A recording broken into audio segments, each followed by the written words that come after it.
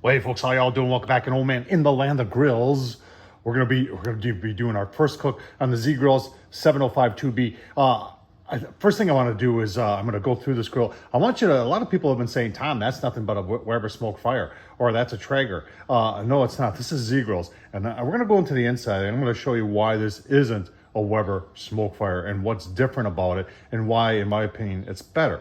So let's do that first. But then, you know what? We got some ribs. We're gonna do our first cook. We're gonna do some ribs. We're gonna do some 4-1-1 ribs. You say 3, 2, 1? No, 4-1-1. 4 hours of smoke, 1 hour wrapped, 1 hour with sauce on it, folks.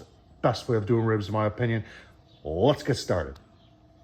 All right, I'm just gonna point out two quick things here as why this is not a clone to a Weber smoke fire. First one is the pellet box. They use a traditional pellet box, folks.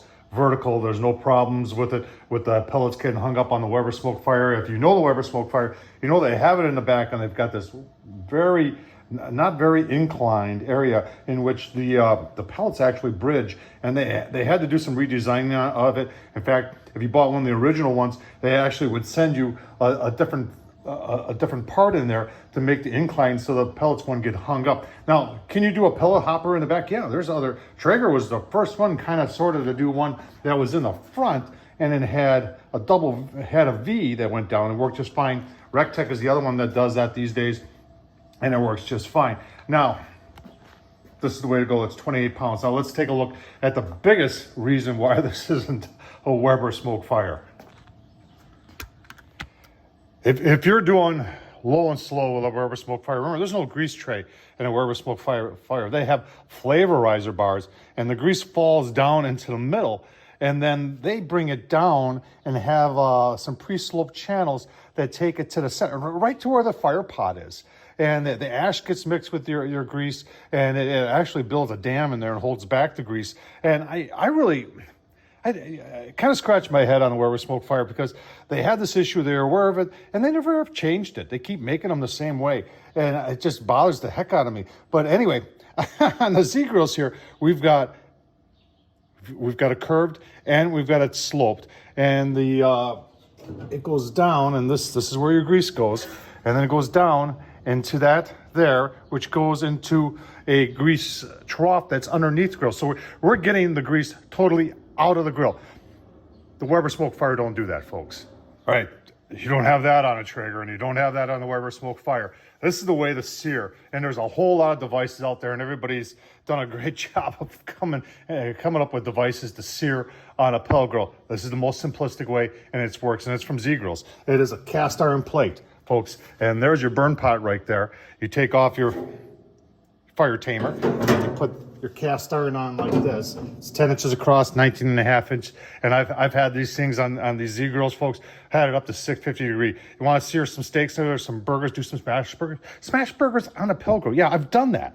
And this works right here. And you've got a pellet grill that's 19 and a half inches front to back, folks. So go to zgrills.com and get yourself one of these cast iron plates, because it'll work on your pellet grill too. All right, now let's go take a look at those ribs and get them on the grill.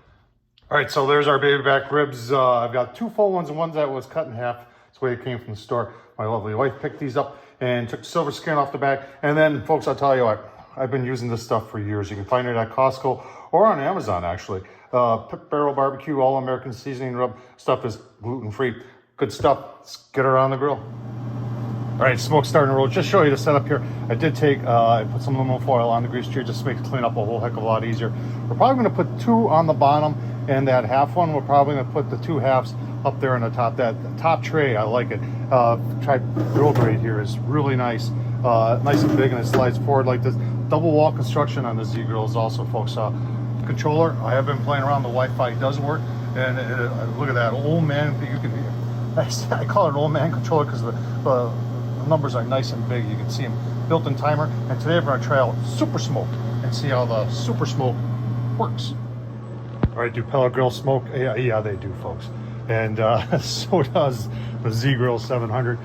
Super Smoke on this thing is 160. You can see we're just coming down right now. 169. I spray my ribs, and I've tried everything, all the suggestions. Apple juice, apple cider vinegar. Heck, I've even used cherry Kool-Aid, and it wasn't bad. But one of the things I use the most is just water, because remember, smoke likes to stick to damp, wet meat. So we will just spritz this about every hour for those first 4 hours on the 411 ribs, folks. Give you a look-see as we proceed.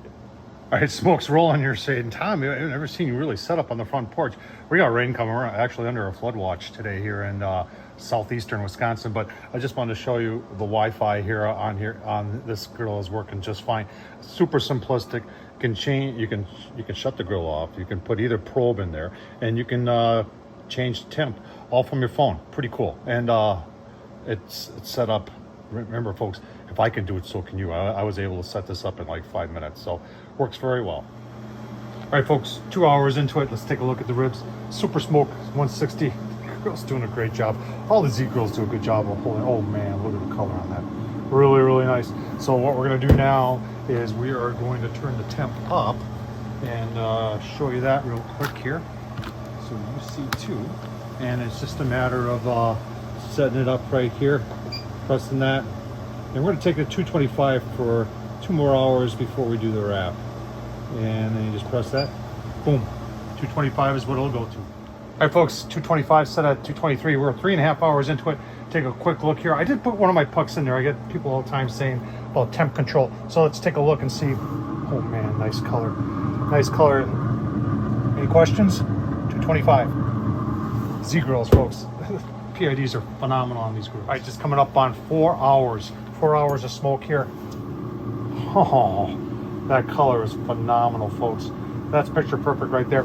I'll tell you what, we're gonna get them off there, get them wrapped. I am gonna wrap and put a little apple juice in there. Let them go for an hour, and that's gonna be at 325. And then we're gonna pull them off, and we're gonna put some sauce on them. I'm gonna turn it back down to 225, and 1 hour with sauce on. All right, got her set at 325, 327 is what it is, and 1 hour, and then we'll give you a look-see once we get them sauced up. All right, setting the sauce, 225. I got the Loose Hog Original on there.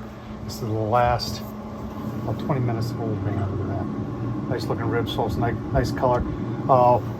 20 minutes to go. Give you a final look-see at the final product. 411 ribs on the ZGrills. Awesome. All right, there it is, folks. 411 ribs. Look at the smoke ring on there. Very, very nice ribs on the ZGrills, on a pellet grill. Let's take a taste test, shall we? So that's perfect. Exactly how I like them. A little crunch, not 100% full off the bone. I used to think that was the way to do it, and I don't like that anymore. I want to have a little crunch on there. Nice smoke ring. Got the Blues Hog on there. Some good smoke on there. Folks, I'll tell you what, at ZGrills, for the first time cooking on the ZGrills, it performed flawlessly. Tom Horsman, YouTube, thumbs up, leave a comment, and as always, thanks for watching.